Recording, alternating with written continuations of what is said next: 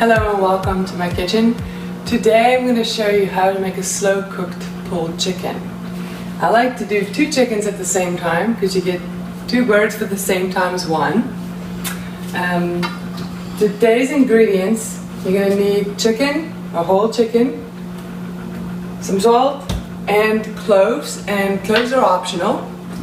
I just really like the flavor. So there's 2 methods you can do this. My preferred method is always to do it in the oven. I have an electric oven, I don't have gas. I feel comfortable leaving my oven on when I'm not at home. You might not feel that way, so I recommend maybe making it in a nice big crock pot. They make it in crock pots this big too. So this is a nice enamel pot. I'm going to put my chickens in here. I'm going to put them breast side down. And the reason I put them breast side down is because when I debone them, it's just much easier to debone them from the backbone out towards the breast. There's a lot of little bits and pieces that can fall apart in this backbone right here, so I decided to start here with my deboning process, so I cook it in this fashion too. Next thing, sprinkle some salt on. Just a little bit of salt. Alright. And with cloves, I put 2 chickens, so I'm going to do 4 cloves total. Count your cloves and just sprinkle cloves in there. See if you can strategically put it somewhere where you can go find it again. So I'm going to put one over here. It doesn't have to touch the chicken. It's seriously going to go into the chicken. 2, 3, and 4. Okay? If you're doing this in a crock pot, I would recommend adding maybe a cup or 2 of water so it can help steam inside the pot while you're cooking it. We're going to put the oven, crock pot's high temperature goes to about 220 degrees, so I would recommend putting it on high when you put it in a crock pot. In my oven though, I'm going to put it at 200 degrees, and I'm going to probably put it in here all day until later this afternoon or evening. Oops. 200 degrees. Your oven. This is a heavy pot. Make sure you use good mechanics. Okay. Close it up. And seriously going to stay in here for, well, let's see. It's 9:20 in the morning right now. I'll probably take it out later this afternoon. I'll see you then.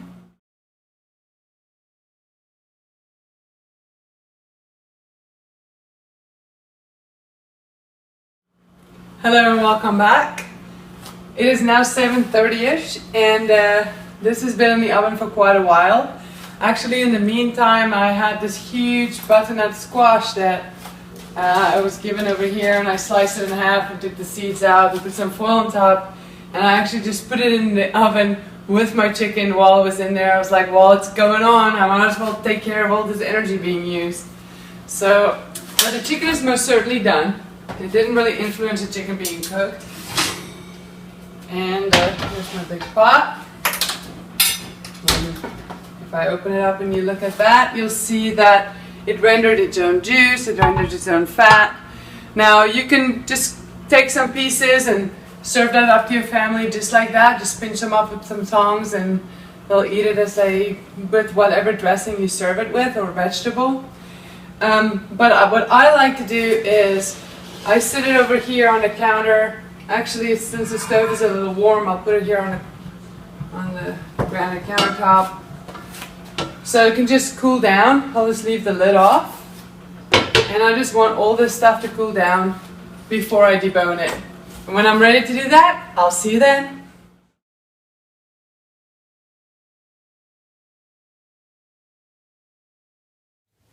Okay, now we're ready to debone the chicken. I have already deboned one of these chickens just so I'm ahead of the game and I can basically figure out my technique so I can teach it to you. I'm going to have a little close-up here of my setup. This is going to be the bowl that I put the chicken in, the little bones that I'm going to save for broth. But there's actually systems into how I break this chicken down. The easiest pieces in here to take down first is the wings. So I'm going to grab as far down as I can, break it off at the top, and pull out the wing. I normally throw this whole little bone in here with the broth. it's your choice whether you want to keep the cartilaginous pieces like this and put that with your meat, or if you want to cook that with your broth. I normally chop that up with my meat. So that's the chicken.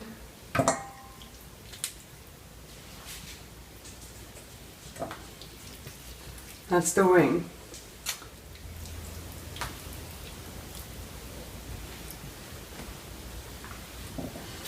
Okay, the next piece here is, so here's the backbone, so the spine. And what I'm going to do is just take the skin off. You can choose to chop that up. If you want to cook that with your broth, you can do that. I'm normally just going to chop it up. Sometimes it's crunchy enough and you can just kind of pull it apart. This comes for later. This is just the pulling off the meat process. So here's the spine. I try to see, here's where the wings was, here's the thighs. So here's like the cervical and the thoracic spine basically, and I'm just going to pull the little spine bones out. So you just see here's the spine. You can save that little piece of meat right there. That in, and I take the little piece from the very bottom and the top, and I pop those little spine bones right there. Now if I can basically open up my chicken a little bit like that, and you can see the thoracic, here's the ribs. So since this little piece is really easy to grab, I'm just going to grab all these little bones and I'm going to peel them away from the inside. Just put them in there. There's one thick bone in here, and then that. Get up from the other side. Of course I did that. I put some bones within my meat. Why I did that?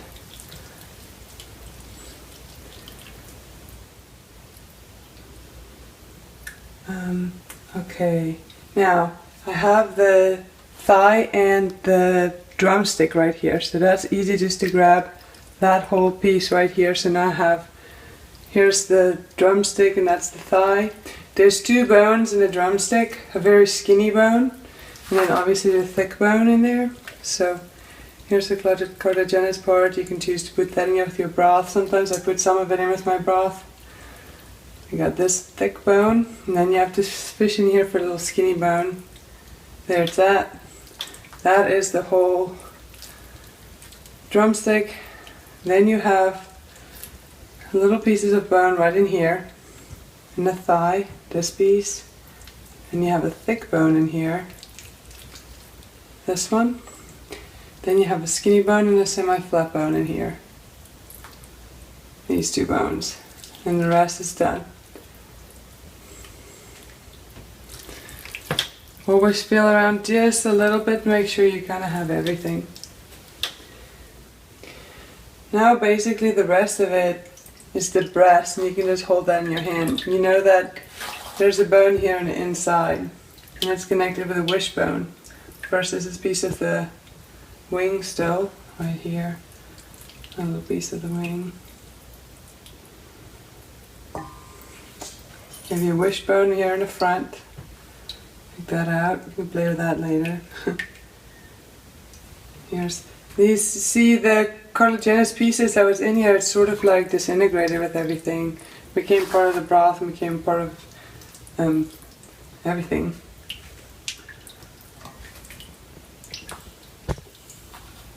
Alright. Oh, little pieces of ribs all over there.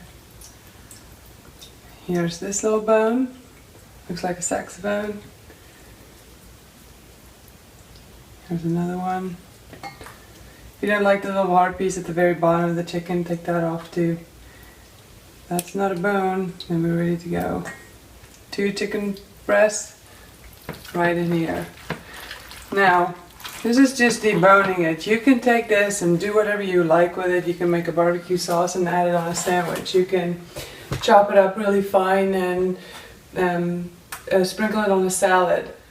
Now, you're left with all this broth here, and it's really concentrated broth, very concentrated. And you can choose to start, this is what I use to make chicken soup. I'll add water to that, and then it will become wonderful chicken soup, and I'll chop that up fine and put that in here with some vegetables.